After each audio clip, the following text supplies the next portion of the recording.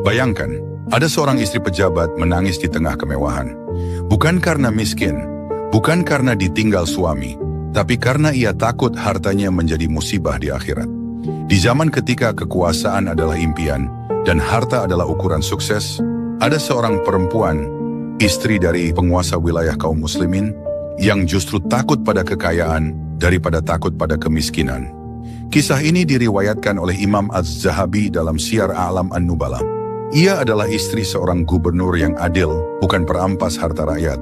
Harta itu datang halal, gaji sah, hadiah resmi, kehormatan jabatan. Namun justru disitulah masalahnya dimulai.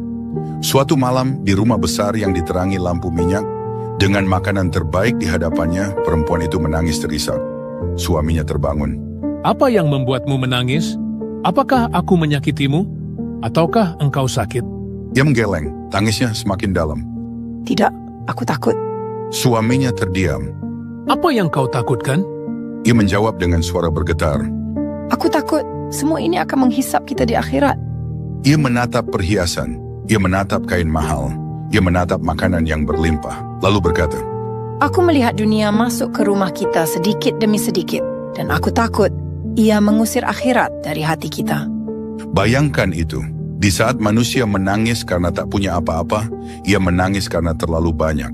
Ia tidak mengatakan harta itu haram, ia tidak menuduh suaminya zalim, ia hanya takut satu hal, takut terbiasa, takut hatinya lunak oleh kemewahan, takut doanya kehilangan air mata, takut malamnya tak lagi sunyi dengan sujud. Ia berkata, Bagaimana kita akan menjawab ketika Allah bertanya, untuk apa semua ini?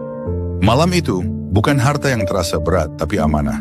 Sang gubernur menangis, bukan karena dimarahi rakyat, bukan karena diancam musuh, tapi karena diingatkan oleh istrinya tentang akhir perjalanan.